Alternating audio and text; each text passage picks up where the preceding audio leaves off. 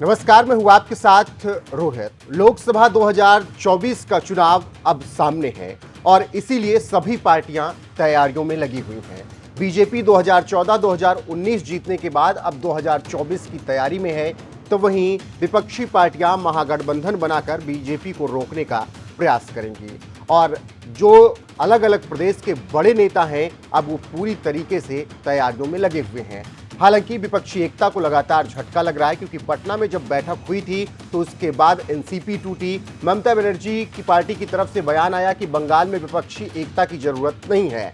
इसके अलावा अरविंद केजरीवाल भी नाराज नजर आए थे।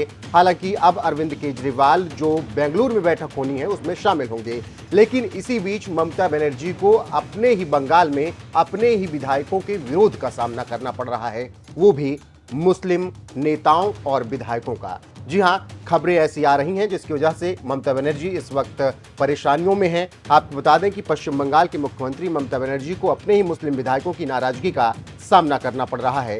तृणमूल कांग्रेस के इस्लामपुर विधायक अब्दुल करीम चौधरी लगातार अपने समर्थकों पर हमलों के आरोप लगा रहे हैं। अब उन्होंने साफ तौर पर ये कह दिया है कि अगर अत्याचार जारी रहा तो वो बंगाल विधानसभा में किसी भी बिल पर टीएमसी का समर्थन नहीं करेंगे। उत्तर दिनाजपुर जिले में पत्रकारों से बातचीत करने के दौरान उन्होंने ये बातें कही हैं और अपने बयान में उन्होंने कहा, हमारे कार्यकर्ता लगातार हमारी ही पार्टी के एक वर्ग के निशाने पर आ रहे हैं, उनके अधिकारों का हनन हो रहा है। अगर यह जारी रहा तो मैं पार्टी के कार्यक्रमों का बहिष्कार करूंगा और विधानसभा में ना किसी चर्चा में भाग लूंगा और ना किसी बिल का समर्थन करूंगा। आम जनता में मेरे कई समर्थक हैं और अगर पार्टी का एक गुट लगातार उन पर अत्याचार जारी रखेगा, अगर पार्टी के शीर्ष लोगों के दखल के बगैर मारपीट और आगजनी बेरोक टोक जारी रही तो मुझे राज्यसभा चुनाव में वोटिंग से दूर रहने के लिए मजबूर होना पड़ेगा।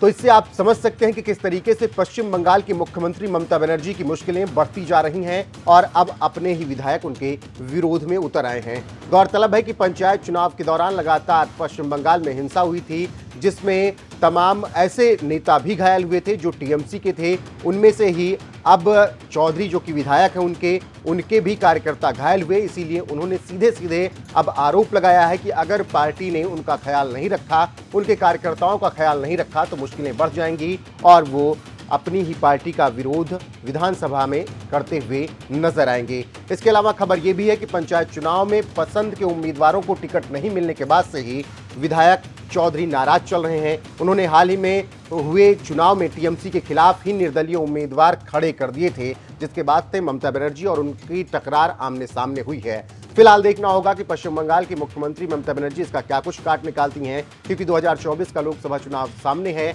अगर ऐसे में पार्टी के कार्यकर्ता, नेता या विधायक नाराज होंगे तो टीएमसी के लिए बड़ी मुश्किलें बढ़ जाएंगी।